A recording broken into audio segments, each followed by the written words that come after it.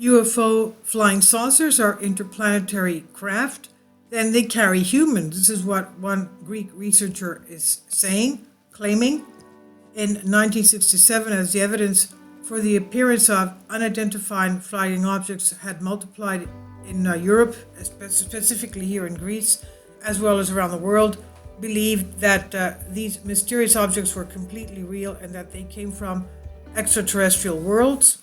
Among those who firmly believed in the existence of flying saucers was the emeritus professor of the Polytechnic, Pablo Santorini, who was a member of the International Association based in America, in order to gather information about the appearances of flying saucers, UFOs. The meteorologist and director of climatology of the National Meteorological Service, Stefanos Papagiannakis, was in contact with a similar link, hence a company collecting information related to unidentified flying objects, which was based in Paris. The establishment of these international links for the research and appearances of UFOs, the official assignment by the U.S. government to a University of Colorado scientific team, as well as the existence of a special office in the U.S. Air Force, which had the task of gathering information about these appearances, gave a substantial substance to the testimonies of those who had seen mysterious flying objects. Stefanos Papagiannakis had stated this in the interview. Many of those who take part in the flying saucer research in Paris are convinced of the existence of flying saucers, UFOs. Not all unidentified flying objects appear as are considered real. In some cases, it may be meteorological phenomena or the abnormal refraction of solar rays in the layers of the atmosphere. However, it's not possible, according to the information gathered, to render all appearances of UFOs in such phenomena. The correct treatment is to examine each case separately with as specific detail as possible. The power outages which have been observed during UFO is impossible to attribute to any natural phenomena. High potential electric fields formed near the ground during thunderstorms do not cause power outages.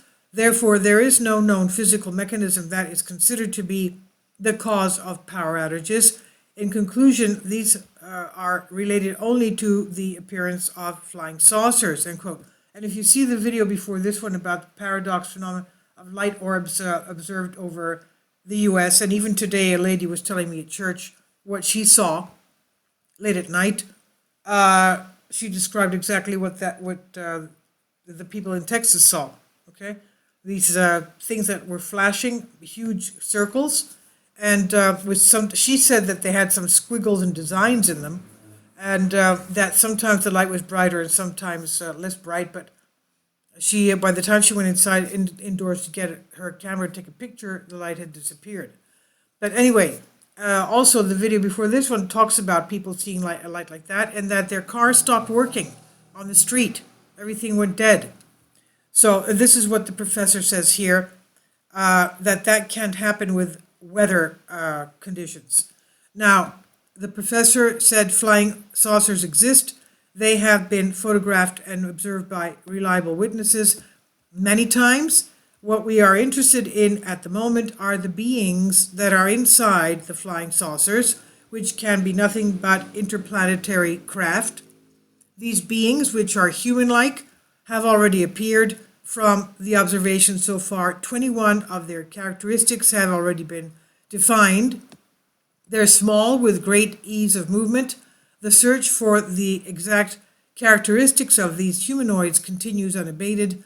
At the moment, after all, many scientists are engaged in thorough research of UFOs, which are now certain to come from space.